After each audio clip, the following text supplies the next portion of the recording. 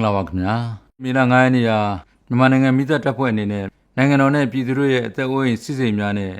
ကုန်ထုတ်ရင်းနှီးများကိုမိဘနဲ့သဘာဝဘေးအန္တရာယ်ကနေသက်စွန့်ကြိုးပမ်းကာကွယ်ထမ်းဆောင်လာခဲ့ကြတာ85နှစ်တာခီးစိန်တုတို့တိုင်ရောက်ရှိလာခဲ့ပြီဖြစ်ပါတယ်ဒီလိုနှင်းမြတ်အခါသမယမှာတိုင်းသားပြည်သူအပေါင်းကပ်ဘေးဒုက္ခအန္တရာယ်အသွယ်သွယ်မှကင်းဝေးကြပါစေကြောင်းဥစွာဆုတောင်းမြတ်တာပို့သပါတယ်မိသည်စနစ်တကျသုံးဆွဲလျင်လူနဲ့ပတ်ဝန်းကျင်တို့အတွက်ကောင်းကျိုးများခံစားရတဲ့ကဲ့သို့သုံးဆွဲမှုစနစ်မကျလျင်တော့လူတို့ဖန်တီးပြုလုပ်ထားတဲ့အရာမှန်သမျှကိုဖျက်ဆီးတတ်တဲ့အပြင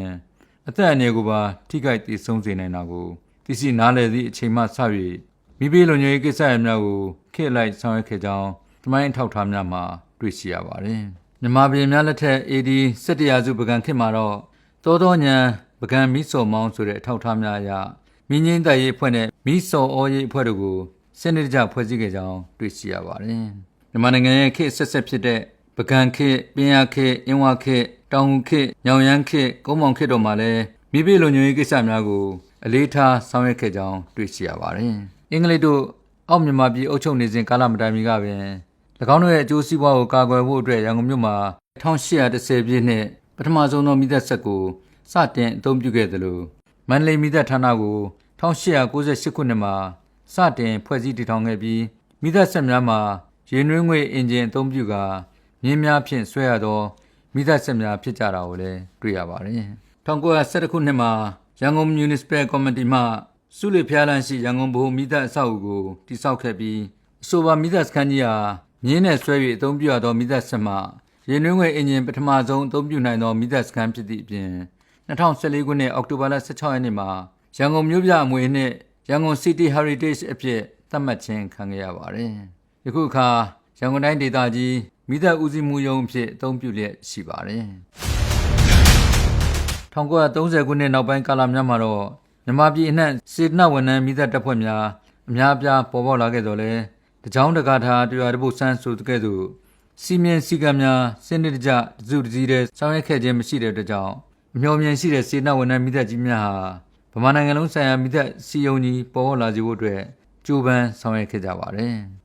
1946ခုနှစ်မေလ9ရက်နေ့မနက်8:00နာရီအချိန်မှာရန်ကုန်မြို့ကန်တော်လေးရဲ့ဇီနတ်အစ္စလာမ်အမျိုးသမီးကျောင်းမှာဗမာနိုင်ငံလုံးဆိုင်ရာမိသက်စီယုံညီလာခံကြီးကျင်းပခဲ့ရာဗိုလ်ချုပ်အောင်ဆန်းကိုယ်တိုင်တက်ရောက်ခဲ့ပြီးနှစ်စဉ်မေလ9ရက်နေ့ကိုတော့မိသက်တပ်ဖွဲ့နေ့အဖြစ်သတ်မှတ်ရန်ဆုံးဖြတ်ခဲ့ကြပါတယ်။ပြည်သူလူထုကိုမိဘနဲ့သဘာဝဘေးအန္တရာယ်များမှကူညီကယ်ဆယ်ဖို့အတွက်အစိုးရမိသက်တပ်ဖွဲ့ကို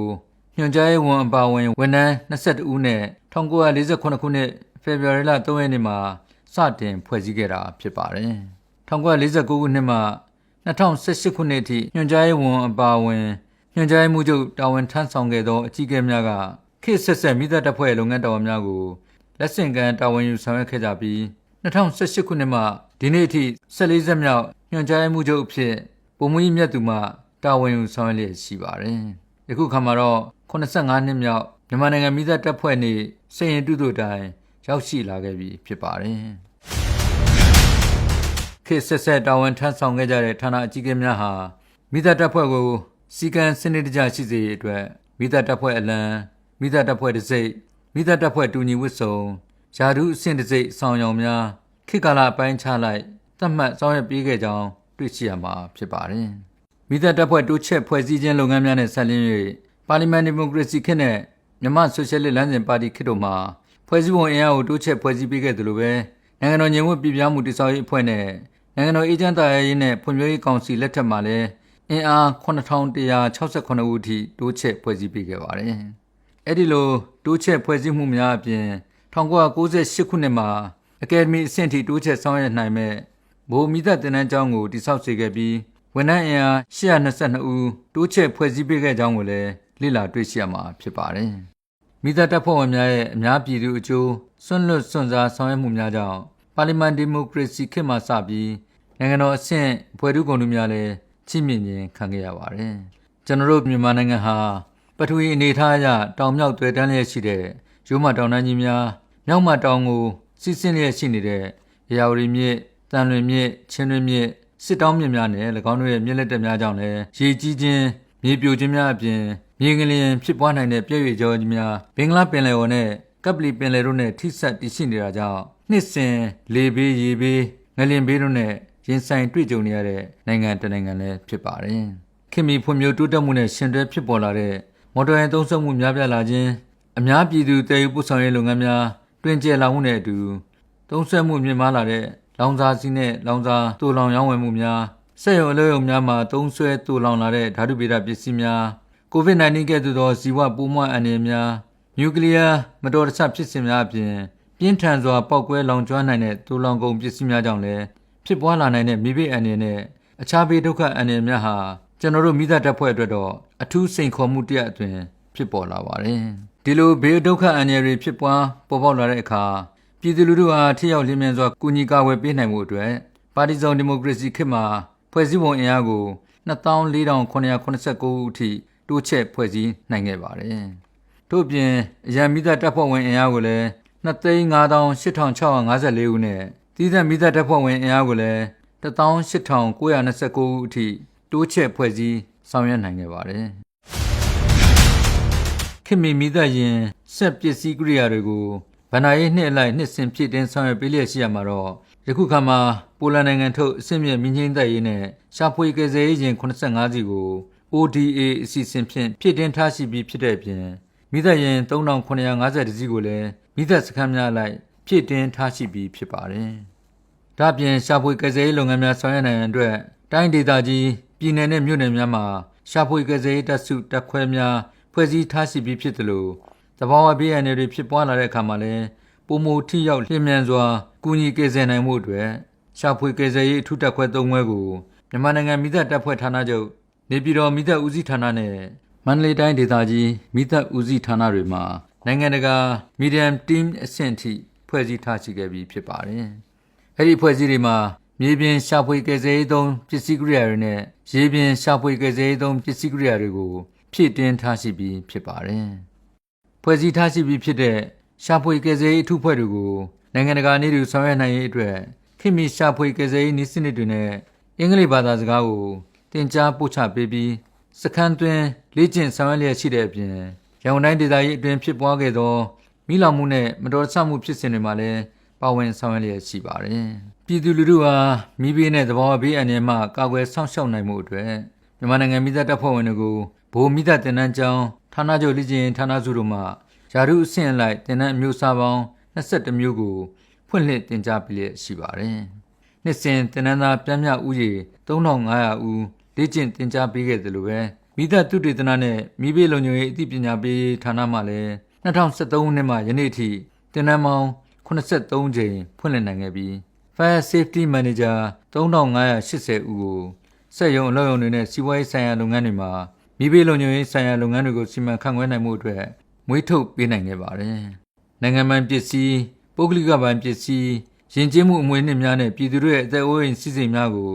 မိဘနဲ့အခြားသဘာဝဘေးအန္တရာယ်များကြောင့်ပျက်စီးဆုံးရှုံးမှုမဖြစ်ပွားစေဖို့နဲ့ကာကွယ်ပေးနိုင်မှုအတွက်မြန်မာနိုင်ငံမိသက်တပ်ဖွဲ့ဥပဒေနဲ့မြန်မာနိုင်ငံမိသက်တပ်ဖွဲ့နည်းဥပဒေကို2015ခုနှစ်မှာပြဋ္ဌာန်းနိုင်ခဲ့ပြီးမြန်မာ Fire Safety Code 2020ကို